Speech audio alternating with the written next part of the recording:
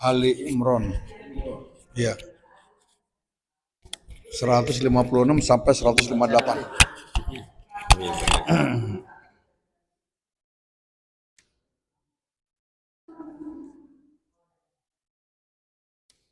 Seratus lima enam, 157 sampai 158. Kalau masih ada waktunya kita tambah satu ayat lagi ya. Karena ini bahasanya pendek nih. Bahasan surat ini Ibnu Katsir pendek. Kita mulai saja ya. Assalamualaikum warahmatullahi wabarakatuh. Waalaikumsalam warahmatullahi wabarakatuh. Alhamdulillahirabbil alamin wassalatu wassalamu ala asrofil anbiya'i wal mursalin sayyidina wa maulana Muhammadin wa ala alihi wa sahbihi ajmain. Qala rabbi shrah li sadri wa yassir li amri wahlul 'uqdatam min lisani yafqahu qawli. Hadirin rahimakumullah, kita lanjutkan tadabbur dan tadarus kita. Insya Allah sudah sampai di surat Ali Imran ayat yang ke-156, 157 dan 158. Insya Allah kalau waktunya memadai kita lanjut ke 159. Baik, kita langsung saja, kita sama-sama membaca surat Ali Imran ayat yang ke-156, 57 dan 158.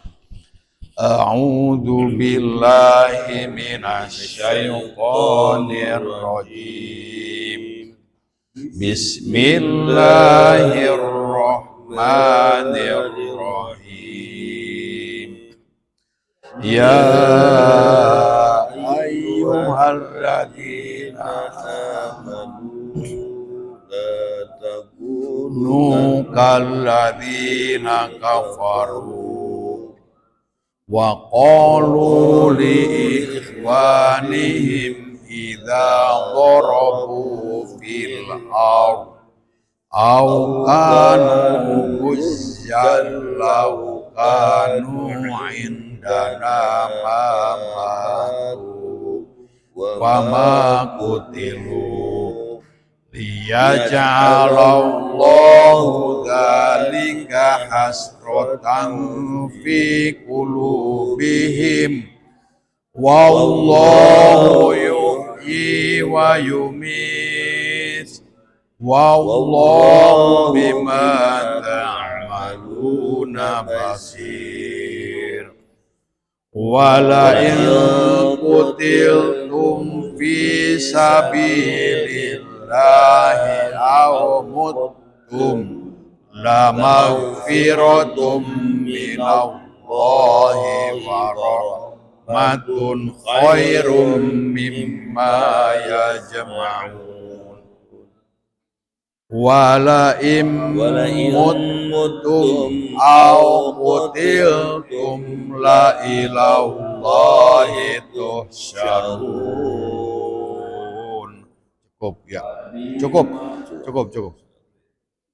A'udzu billahi minasyaitonir rajim. Bismillahirrahmanirrahim. Makna mufradat per kata, per kalimat. Ya ayyuhalladzina amanu, wahai orang-orang yang beriman. La takunu, janganlah kalian menjadi. Kalladzina kafaru, seperti orang-orang yang kafir.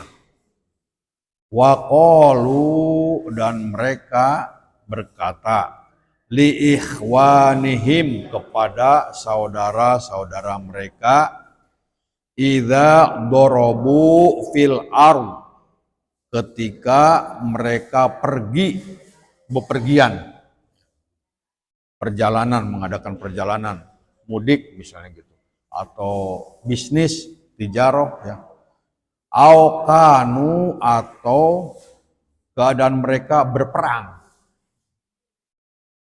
Laukanu indana, sekiranya mereka ada di sisi kami, enggak berperang, tidak bepergian, mamatu, niscaya mereka tuh nggak bakal mati. Wama kutilu, dan mereka tidak akan terbunuh. Kalau tidak mereka ikut perang, tidak bepergian, mereka tidak akan mati, tidak akan terbunuh gitu. Liyaj'alallahu dzalika, agar Allah menjadikan hal itu, kematian mereka, hasrotan, penyesalan, fi qulubihim, di hati-hati mereka. Wallahu yuhyi wa yumit, padahal Allah lah yang menghidupkan dan yang mematikan. Jadi penyebab kematian itu bukan pergi berdagang, bukan pergi mudik, bukan berperang, tapi penyebab kematian Allah Subhanahu wa taala gitu, yang menghidupkan dan yang mematikan. Kenapa? Tapi kan suka ada bilang apes gitu. Iya, nggak ada itu. Nanti dijelasin panjang lebar menurut tafsir ya. Wallahu bima ta'maluna basir, dan Allah melihat apa yang kamu kerjakan. Kalau mengetahui dengan melihat lebih tajam mana? Lebih apa namanya? Lebih teliti mana melihat dengan mengetahui? Melihat. Iya, kenapa? Kalau mengetahui cuma informasi doang, tapi melihat nih, wah itu. Jadi ini Allah tegaskan, Allah itu melihat apa yang kamu kerjakan. Wala in kutiltum fi sabilillahi, dan ini lamnya lam qasam, lam sumpah, dan sumpah kata Allah. Atau lam taukid, dan sungguh jika kamu terbunuh di jalan Allah, aw muttum, atau kamu mati di jalan Allah, la magfiratun minallahi wa rahmatun khairum mimma yajma'un. Jika kamu terbunuh di jalan Allah atau kamu mati dalam perjalanan, dalam bisnis untuk mencari ridha Allah, sungguh ampunan dari Allah dan rahmat dari Allah khairun, lebih baik, mimma yajma'un, dari apa-apa yang kalian kumpulkan. Ngumpulin harta, berbisnis gitu. Ini matinya di jalan, dibandingkan lebih baik mati gitu. Jadi mendidik umat Islam itu jadi seorang pemberani, nggak ada rasa takut. Karena dia yakin bahwa hidup mati urusan Allah gitu. Pak RW jadi tentara kan bukan meninggalnya bukan di medan perang. Khalid bin Walid itu seorang prajurit. Saya ingin mati di medan perang, tapi matinya di tempat tidur, iya kan? Jadi penyebab kematian itu bukan berperang, bukan bepergian, bukan mudik, bukan bisnis, bukan. Allah Subhanahu wa taala. Nanti jelaskan tafsir panjang lebar ya. Dan ampunan dari Allah dan rahmat dari Allah lebih baik dari yang kita kumpulkan. Harta yang kita kumpulkan tidak akan bisa menolong. Tapi rahmat dan ampunan Allah itulah yang akan menolong kita. Ketika Rasul ditanya, ya Rasul, apa yang menyebabkan Anda masuk surga? Bukan amal ibadah, ya kan? Yang menyebabkan masuk surga bukan amal ibadah, tapi maghfirah, ampunan dan rahmat Allah Subhanahu wa taala. Walain mutum, dan sungguh jika kamu mati secara umum, mati sakit kayak, mati kecelakaan, mati semuanya mati, au qutiltum, atau kamu itu terbunuh, la ilallahi tuhsyarun, sungguh kamu akan dikumpulkan kepada Allah di padang mahsyar nanti ya. Nah itu 3 ayat Ibnu Katsir ini merupakan disatu-temakan gitu ya. Baik, kita langsung saja ke tafsirnya. Mudah-mudahan bisa nyampe ke ini selesai, kita lanjutkan ke ayat yang berikutnya. A'udzubillahi minasyaitonirrajim. Bismillahirrahmanirrahim. Yanha ta'ala ibadahul mu'minin an musyahabatil kufari fi i'tiqadihimul fasid. Ini Allah Subhanahu wa taala melarang orang-orang yang beriman untuk meniru, untuk menyerupai orang-orang kafir yang i'tiqadnya rusak. I'tiqad yang rusak itu yang bagaimana? Adali alaihi, ini ditunjukkan oleh ucapan mereka kepada saudara-saudara mereka yang mati di perjalanan, yang terbunuh di medan perang. Ini ya, i'tiqad orang-orang kafir yang salah. Ini kan kisahnya masih berkaitan dengan perang Uhud. Nah, perang Uhud itu dikisahkan bahwa 1000 berangkat. Sebelum berangkat kan musyawarah dulu tuh. Gimana kita nih? Musuh sudah datang. Musyawarah Rasulullah. Apa kita pergi keluar atau kita sambut di dalam kota? Abdullah bin Ubay bin Salul pengennya di dalam kota. Tapi para pemuda yang memiliki semangat juang yang tinggi, kita keluar aja, kita sambut di Bukit Uhud gitu. Nah, ternyata Rasulullah itu memakai pakaian perangnya, lalu para sahabat, aduh gak enak nih kita maksa Rasulullah. Kata Rasulullah, tidak pantas bagi Nabi yang sudah memakai pakaian perang menanggalkan lagi pakaiannya. Ayo kita berangkat. Di tengah perjalanan ya Bukit Uhud itu kan gak jauh ya, dari Madinah tuh gak jauh. Mungkin sekitar 1 mil, sekitar 3 kiloan gitu. Di tengah perjalanan Abdullah bin Ubay bin Salul itu orang munafik membuat provokasi. Kita nggak usah berangkat, musuhnya banyak nih. Balik lagi gitu kan.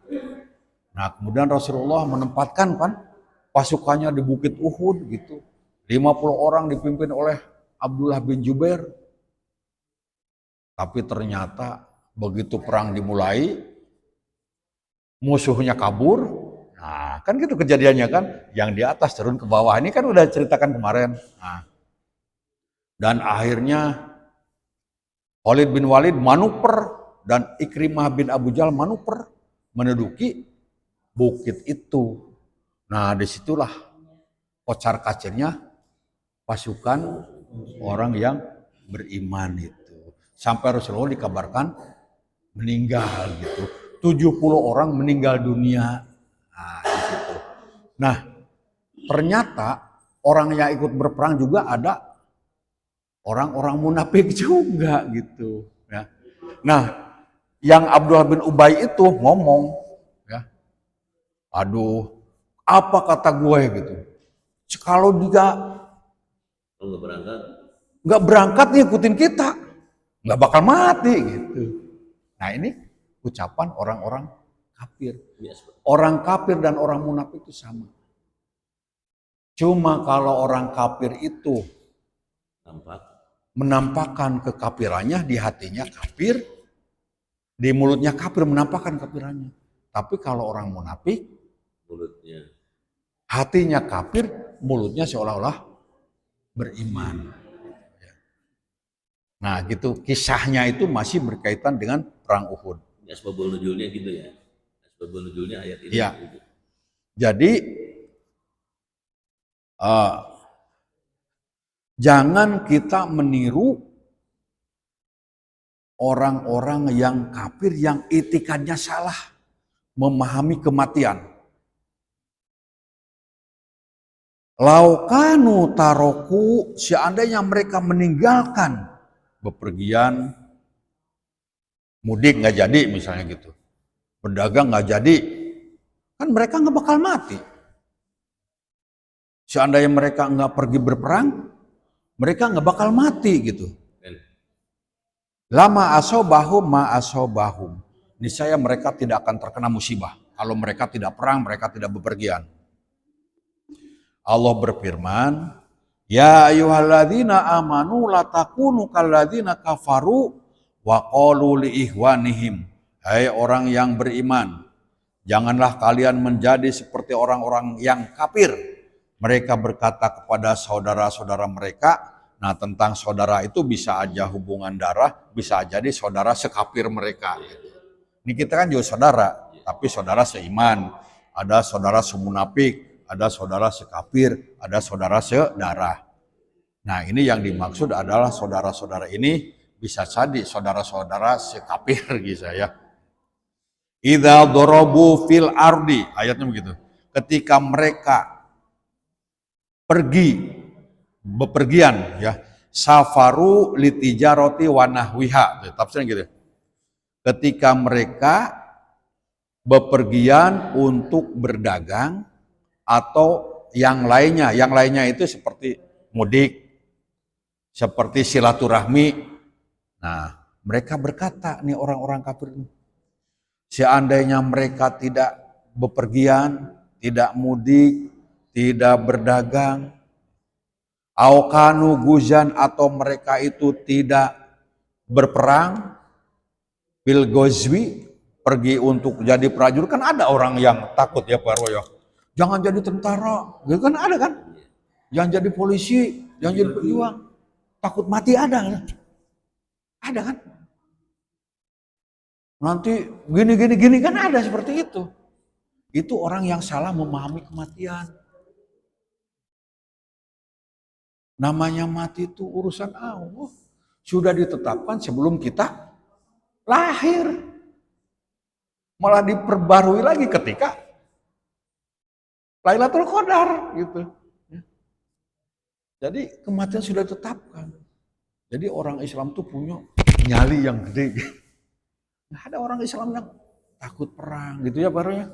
Nggak ada yang takut bepergian, jangan nanti kecelakaan, aduh gitu. Kadang-kadang kalau di daerah tuh, jangan pergi hari Sabtu, jangan pergi nih. Nah asial gitu. Orang Islam tuh. Ini harus dipahami. Laukanu indana, sekiranya mereka itu berada di sisi kami, bil baladi di negeri ini, nggak pergi kemana-mana. Berada di Mangunjaya aja, nggak pergi kemana-mana. Mama tuh mereka nih saya tidak akan mati. Wama kutilu, mereka tidak akan terbunuh. Ya, maksudnya mereka tidak akan mati dalam perjalanan, mereka tidak akan terbunuh dalam perang. Itu ucapan, kalau ada orang yang mengatakan, wah pergi ke sana menyebabkan kematian misalnya. Nggak ada, itu adalah pemahaman orang-orang kafir. Jangan menyerupai, kita kan tadi larangannya, jangan menyerupai orang-orang kafir yang memahami tentang kematian. Awas, ini hati-hati kalau kita ada pendapat Pak, yang menyebabkan kematian adalah perang, yang menyebabkan kematian adalah bepergian, berarti sama juga dengan pendapat orang-orang kafir. Oh kita selamat, Pak RW selamat dari prajurit, Pak Oban selamat, udah ke Jepang, gimana selamat tuh? Jadi yang menyebabkan kematian kita itulah bukan bepergian, bukan karena berperang. Ya, lanjut. Nah, liyaja'alallahu dzalika, Allah jadikan pemahaman bahwa mati bepergian, bahwa mati berperang itu adalah Allah jadikan hasrotan, penyesalan di dalam hati mereka. Allah timbulkan itikad di dalam diri mereka, itu liyazdadu hasrotan ala mautihim, supaya mereka ditambahkan oleh Allah kematian mereka dan terbunuhnya mereka. Jadi penyesalan. Pancek aing oge naon gitu. Cek aing tong ini. Tuh kan gitu. Penyesalan di hati mereka. Allah menjawab atas ucapan mereka itu, apa jawaban Allah? Wallahu yuhyi wa yumit. Allah lah yang menghidupkan dan yang mematikan. Biyadihil kholqu, di tangan Allah lah. Semua peristiwa hidup mati itu ada di tangan Allah. Wa ilaihi yarji'ul amru, dan Kepada Allah lah semua urusan itu akan kembali. Wala yahya ahadun, nah ini kuncinya. Wala yahya ahadun, dan tidaklah seseorang hidup, wala yamutu, dan tidaklah seseorang mati, illa bimasyiatihi wa qadarihi, kecuali itu karena kehendak dan qadarullah, qadarnya Allah. Nah, itu intinya ya. Jadi jangan sampai gini, seandainya Pak RW nggak pergi ke Pemalang, mungkin Pak RW nggak, ini gitu, ada penyesalan gitu. Seandainya Pak Oban nggak ke Kuningan, mungkin nggak terjadi begini. Hindari lau itu, jikalau itu pintu masuknya setan. Pintu masuknya godaan kita supaya kita ragu. Apa pikiran kita? Kita sudah kehendak Allah. Kalau terjadi sesuatu sudah kehendak Allah, sudah qadarullah gitu. Kalau istilah Pak Oban, sudah qadarullah. Semua yang terjadi itu kehendak Allah dan takdir Allah, gitu aja udah. Selesai udah. Sesuatu yang terjadi sudah qadarullah. Saya duduk di sini kehendak Allah, qadarullah semua. Jadi harus kita pahami bahwa kematian itu adalah, hidup mati seseorang itu adalah kehendak Allah dan takdir Allah, udah selesai. Kalau udah pemikiran kayak gitu, udah hidup ini tenang. Nah, yang nggak bikin tenang itu seandainya, bikin hati kita nggak tenang. Dikatakan gini, menjadi hasrotan, menjadi penyesalan. Kalau ada kata-kata lau, seandainya nggak pergi, coba nggak pergi kemana, nggak pergi, mungkin selamat. Nah, itu adalah pendapat dari orang-orang kafir. Hati-hati. Sebagai orang muslim, kalau terjadi sesuatu, ya ini sudah kehendak Allah, sudah takdir Allah, selesai udah. Nggak banyak pikiran lagi gitu kan. Ya, baik.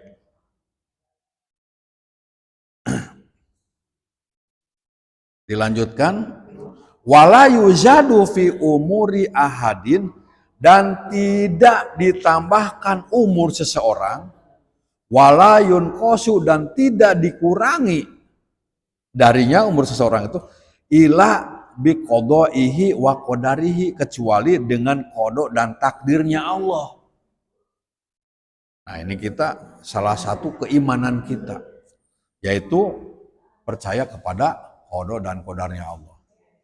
Nah, salah satu hikmah daripada kita percaya dengan qada dan qadarnya Allah, bila terjadi cita-cita kita terkabul, keinginan kita terkabul, jangan euforia. Wah, ini kan karena kelihayan saya berbisnis, bukan. Kita beriman kepada takdir itu, kalau berhasil apa yang kita cita-citakan, itu adalah karena kehendak Allah dan takdir Allah. Tetapi kalau kita gagal dalam satu urusan, jangan membuat frustasi juga. Kenapa? Karena sudah ditakdirkan, sudah qada dan qadarnya Allah gitu. Jadi orang Islam itu nggak ada yang namanya istilah frustasi, istilah kecewa, istilah euforia membanggakan diri, nggak ada. Karena semua yang terjadi itu sudah qada dan qadarnya Allah. Ketika bahagia, jangan terlalu bahagia karena ini sudah ditentukan oleh Allah sebelum kita lahir. Kalau kita gagal dalam suatu urusan, jangan kecewa, jangan frustasi karena ini sudah ditentukan sebelumnya. Ayo, apa yang membuat kamu bangga? Apa yang membuat kamu kecewa? Ini kita hanya menjalankan skenario Allah. Ya, begitu. Nah, dilanjutkan, wallahu bima ta'maluna basir. Apa tuh artinya? Dan Allah dengan apa yang kamu kerjakan basir, melihat. Allah melihat apa yang kita kerjakan. Maksudnya, wa ilmuhu wa basaruhu nafidun fi jami'i khalqihi. Bahwa ilmunya Allah, penglihatannya Allah, nafidun, tembus, meliputi semua makhluknya, semua perbuatan makhluknya. Nggak ada yang terbatas bagi Allah. Allah hanya melihat yang nampak-nampak aja kali. Allah melihat yang nggak nampak, nggak kelihatan kali. Nggak begitu. Penglihatan Allah, ilmu Allah itu tembus, meliputi semua. Tidak ada yang tersembunyi bagi Allah. Bahkan yang ada dalam hati kita pun Allah tahu, Allah melihat, Allah mengetahui. Kita ngumpet ketika puasa, ngumpet di kamar mandi, kita minum. Yang wudunya harusnya 3 kali dikeluarin, 1 kali hilang, Allah tahu. Kita masuk ke kolam renang, kita nyelam di kolam renang sambil Allah tahu. Melihat dengan jelas, tidak ada yang tersembunyi bagi Allah sedikit pun. Ya. Kadang-kadang di kolam renang itu kadang-kadang ada yang kencing, tahu Allah perbuatan kita, nggak ada yang tersembunyi. Nah, jadi tidak ada yang tersembunyi. Sekecil apapun, yang kecil tuh nampak jelas, yang gede juga nampak jelas. Itulah ya. Jadi dikatakan wa ilmuhu wa basaruhu nafidhun. Ilmunya Allah, penglihatannya Allah tuh tembus, meliputi fi jami'i khalqihi, di semua makhluknya. La yakhfa alaihi min umurihim syai'un. Tidak tersembunyi sedikit pun dari urusan-urusan mereka, terlihat jelas, diketahui oleh Allah. Ucapannya terdengar, perbuatannya dilihat, diketahui. Karena ilmu Allah meliputi, tembus untuk semua, pada semua makhluknya. Jadi ini ayat ini kita mendidik kita untuk senantiasa jujur. Jujur dalam ucapan, jujur dalam perbuatan, hati juga jujur. Kemudian tadi yang sebelumnya itu kita harus benar dalam memahami kematian. Benar dalam memahami kematian, bahwa kematian adalah urusan Allah. Bepergian, kemudian berperang tidak menyebabkan seseorang itu mati. Yang menyebabkan kematian adalah Allah Subhanahu wa taala yang mentakdirkan kita. Jadi orang yang beriman itu benar dalam memahami kematian. Wa qauluhu walain kutiltum, dan sungguh jika kalian terbunuh fi sabilillahi, di jalan Allah. Kalau misalnya terjadi terbunuh di jalan Allah ketika berperang, mempertahankan agama, mempertahankan diri, ya. Kan sekarang juga ada tuh ya, ketika malam-malam pulang dari kerja tiba-tiba dibegal gitu. Ya, kita niat mempertahankan diri untuk mencari keridhaan Allah, tiba-tiba kita misalnya sampai diambil nyawa kita gitu ya. Itu termasuk meninggal di jalan Allah, mempertahankan agama, mempertahankan keluarga, itu termasuk jihad. Jihad mempertahankan keluarga. Aumutum, atau kalian mati ya. Mati jalan Allah atau kalian meninggal juga. La magfiratun, sungguh ampunan dari Allah. Wa rahmatun, rahmat dari Allah. Khairun, lebih baik, mimma yajma'un, dari yang mereka kumpulkan. Sekiranya kita mati dalam membela diri, membela agama, membela kebaikan, atau mati ketika kita mati secara umum di tempat tidur, tapi kita dengan ikhlas karena penyakit yang kita derita. Sungguh ampunan dari Allah dan rahmat dari Allah lebih baik dari yang kalian kumpulkan. Jadi sesungguhnya kalau gitu dalam hidup kita itu yang paling urgen dalam kehidupan kita adalah ampunan dan rahmat Allah ketimbang harta yang kita kumpulkan. Luar biasa ini. Kita makanya kalau orang-orang Islam yang dahulu ya, kenapa Islam sampai berjaya? Karena dalam kehidupannya mereka hanya ingin mendapatkan ampunan dan rahmat Allah. Kalau ampunan dan rahmat Allah yang mereka cari, kematian gak mereka pikirkan. Kematian mau urusan Allah gitu kan. Kematian urusan Allah, yang penting saya dapat ampunan, dapat rahmat dari Allah. Di muka dikisahkan bahwa Rasulullah tanya, ya Rasulullah apa yang menyebabkan kita masuk surga? Apakah amal kita? Ampunan. Makanya di bulan Ramadan kan 10 hari yang pertama apa tuh? Rahmat kan gitu ya. 10 hari yang pertama rahmat. Kemudian 10 hari yang kedua ampunan. Ya. Itu sesuai dengan ini. Jadi yang kita cari tuh rahmat dan ampunan. Kalau sudah dapat rahmat, sudah ampunan, dapat yang ketiga. Itkum minanar. Cocok ke sini. Jadi yang kita butuhkan adalah rahmat dan ampunan dari Allah Subhanahu wa taala. Itu yang lebih baik ketimbang harta yang kita kumpulkan. Ketimbang pangkat yang kita kumpulkan, enggak, karena harta dan pangkat itu enggak bakal kita membela kita di yaumil akhir. Justru yang ngebela kita itu rahmat dan ampunan Allah gitu. Ini kehidupan rohani orang-orang terdahulu. Kenapa Islam berjaya? Karena mereka mencari rahmat. Rahmat dan ampunan Allah. Jadi sekarang umat Islam sekarang terbelakang. Kenapa? Karena yang mereka cari adalah posisi kan. Posisi yang mereka cari, pangkat, harta, jabatan. Jadi ya dunia ya. Katakan gini ya. Sungguh ampunan dan rahmat Allah tuh lebih baik daripada yang mereka kumpulkan. Tadammana hadza, nah ini menjadi jaminan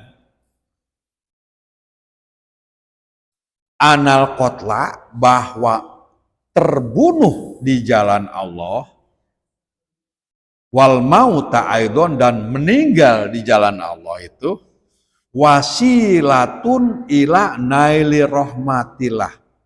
Nah, ya. Bahwa terbunuh di jalan Allah dan meninggal dalam keridhaan Allah itu wasilatun, menjadi wasilah, menjadi perantara untuk memperoleh rahmat Allah. Untuk memperoleh rahmat Allah dan memperoleh ampunan Allah dan memperoleh keridhaan Allah. Wa dzalika khairun minal baqo, dan hal itu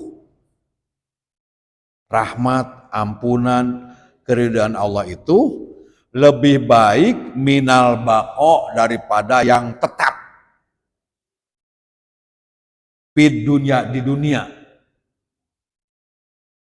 daripada lebih baik daripada yang tetap di dunia, yang melanggengkan di dunia harta kita gitu. Itu masih lebih baik rahmat, ampunan, dan keridhaan Allah. Dan lebih baik wajam'i khutomiha, dan lebih baik daripada perbendaharaan yang bakal hilang, lenyap. Jadi yang kita cari itu ya ridho, ya ampunan Allah, rahmat Allah.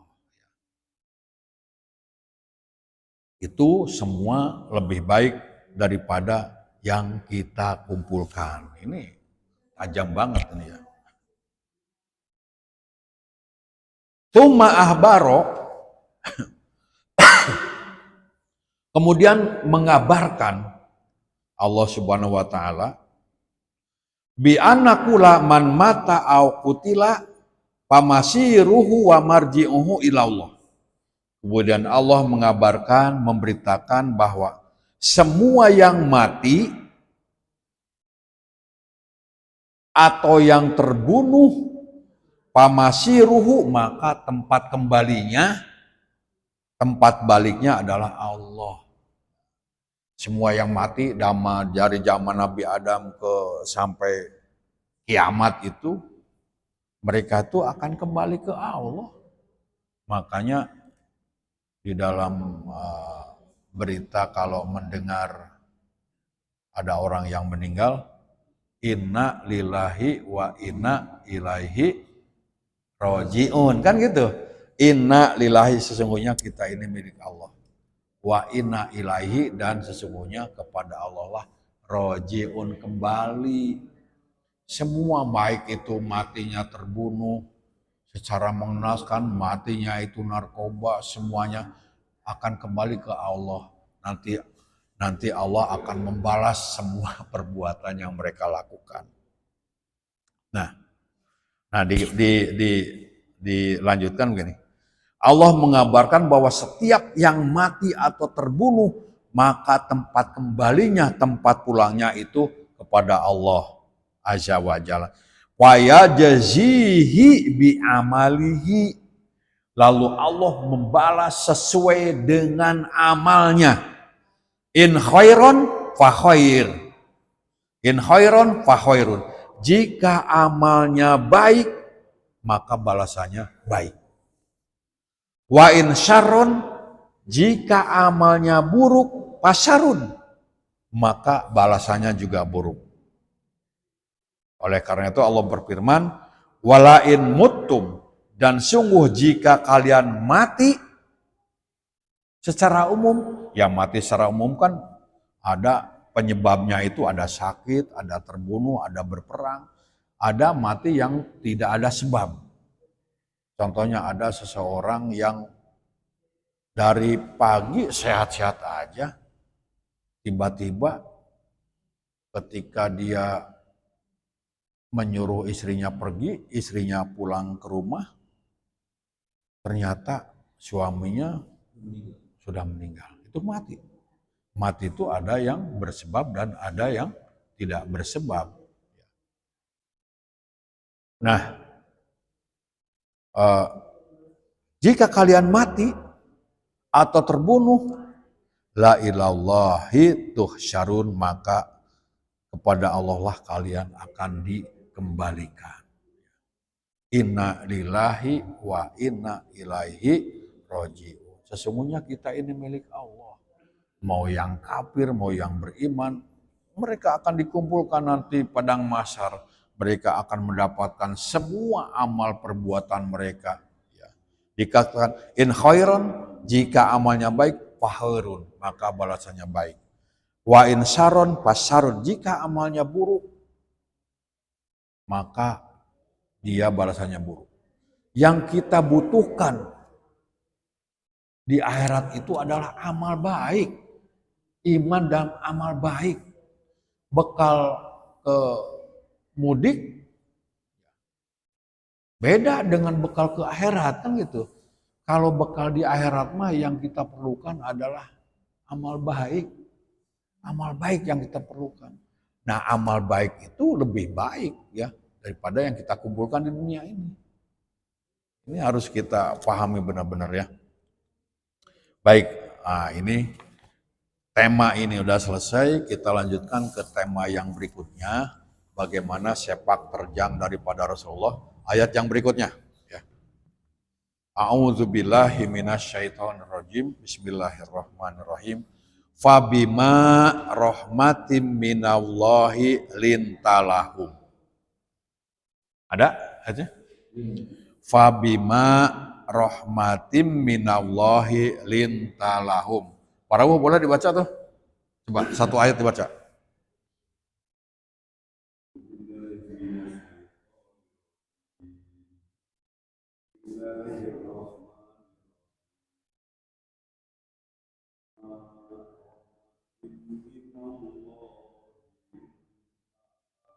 Cakep, terus.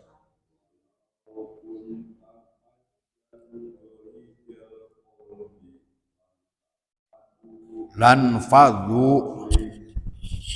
faddu min haulik. Ulang, lan faddu aja. Lan faddu min haulik.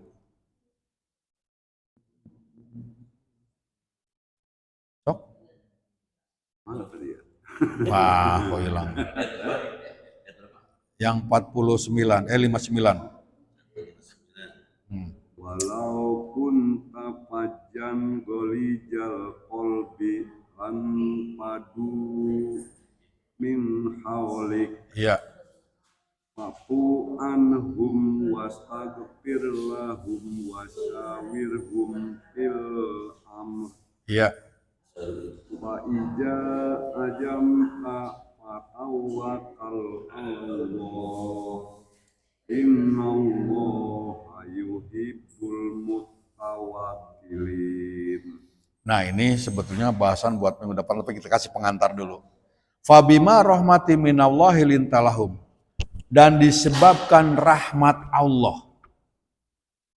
Dan karena rahmat Allah, rahmat dari Allah, lintalahum, kamu Muhammad bersikap lembah lembut kepada mereka. Jadi Rasulullah itu punya sikap lemah lembut itu karena rahmat dari Allah. Walau kunta fadhon golidol kolbi, sekiranya kamu Muhammad fadhon, kasar, ngomongnya kasar, keras, golidol kolbi dan berhati batu. Ini orang batu kan ada istilah, orang ini batu banget gitu ada.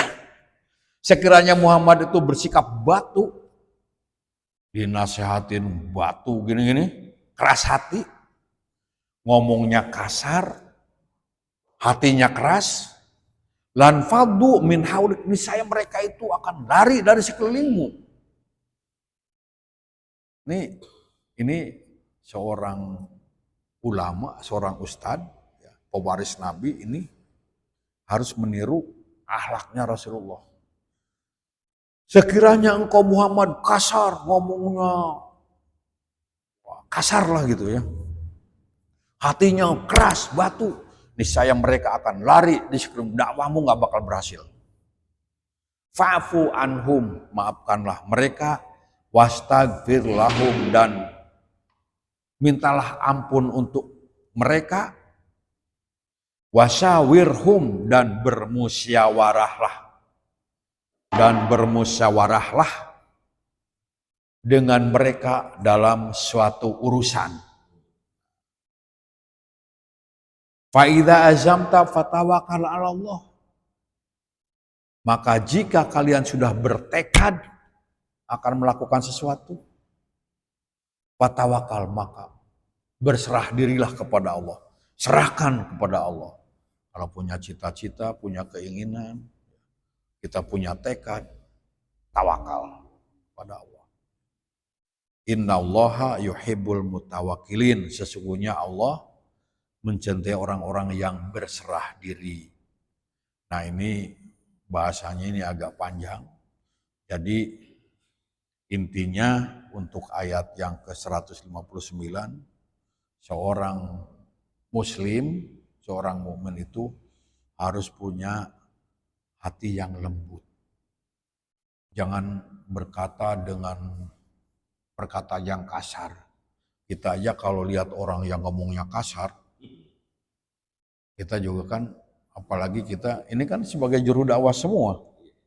Ada orang yang baru misalnya datang ke masjid, itu ngomongnya apa gitu ya. Wah, ada anggota baru lah gitu. Itu kan bisa, yang tadinya mau datang ke sini jadi malas, atau kita itu perkataan nyindir itu kan perkataan kasar tuh, nyindir gitu. Justru kita rangkul dengan kelembutan kita. Rasulullah itu kenapa diturut? Karena lembut. Ya, saya bacakan dari selintas ya, masih waktunya habis ya. Dikit aja, 5 menit lagi ya. Yaqulu ta'ala, Allah berfirman, mukhatiban rasulahu, ditujukan kepada Rasul, ya. Allah itu berbicara ditujukan kepada Rasul dengan memberikan kenikmatan kepada Rasul dan orang yang beriman karena diberikan hati yang lembut.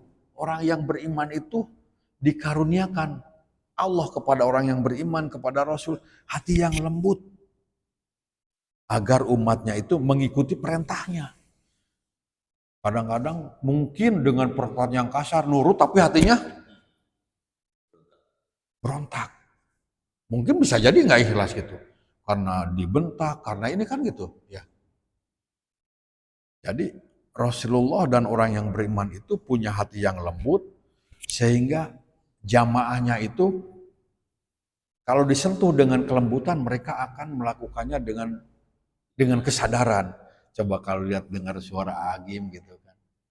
Ayo datang dengan lembut. Tuh dong, ayo datang. Dengan kelembutan. Rasulullah diturut oleh jamaah, oleh umat itu karena dengan kelembutannya.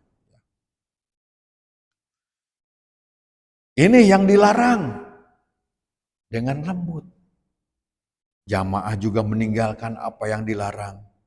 Wa ataba lahum labzoh. Dan Allah karuniakan kepada Rasul dan kepada orang yang beriman lafaz yang sopan, yang santun. Allah berfirman, "Fabima rahmati minallahi lintalahum", disebabkan karena rahmat Allah kamu Muhammad bersikap lemah lembut kepada mereka. Gitu ya. Nah, coba lanjutkan. Qatadah itu ya mengomentari Fabima rahmati minallahi lintalahum, dikarenakan rahmat Allah kamu lembah lembut kepada mereka ya, yaitu wama tu maksilah wal arabu tasula bil ma'rifah. Jadi isi ma'rifah ya. Sebagaimana ayat yang lain di surat Al-Mu'minun, Fabima naqdihi mitsaqahum.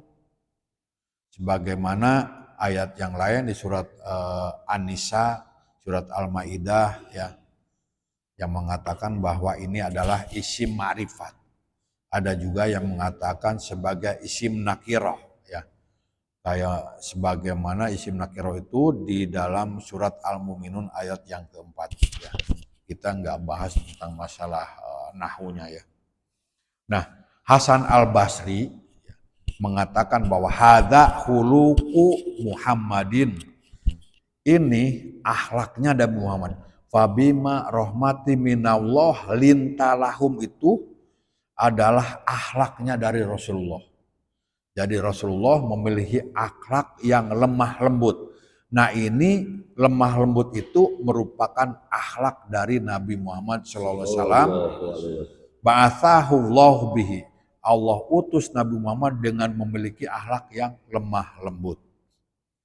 Ini sesuai juga ya dengan surat At-Taubah ayat yang ke-128. Boleh dibaca. Surat At-Taubah ayat yang ke-128. Ayo dicari. Cepat. 128. Surat At-Taubah ayat yang ke-128. Surat 9 At-Taubah itu. Laqad ja'akum rasulun min anfusikum azizun alaihi ma'anittum harisun alaikum bil mu'minina raufur rahim. Laqad ja'akum, udah ketemu. Sungguh telah datang kepada kalian rasulun, seorang rasul, yaitu Nabi Muhammad. Ayat yang ke-128. Sungguh telah datang kepada kalian seorang rasul dari diri kalian, dari jenis manusia. Seorang rasul datang kepada kalian dari jenis manusia. Azizun, terasa berat, alaihi, atasnya. Atas Nabi Muhammad terasa berat. Ma'anitum, penderitaan kalian. Penderitaan kalian terasa berat oleh Rasul. Harisun, menginginkan yang teramat sangat agar kalian tuh beriman, beramal soleh. Harisun alaikum bil mu'minina raufur rahim. Nah ini, rauf itu memiliki rasa belas kasihan, rahim penyayang. Jadi Rasul itu memiliki sifat yang lemah lembut, belas kasihan dan penyayang. Jadi hatinya itu betul-betul lembut.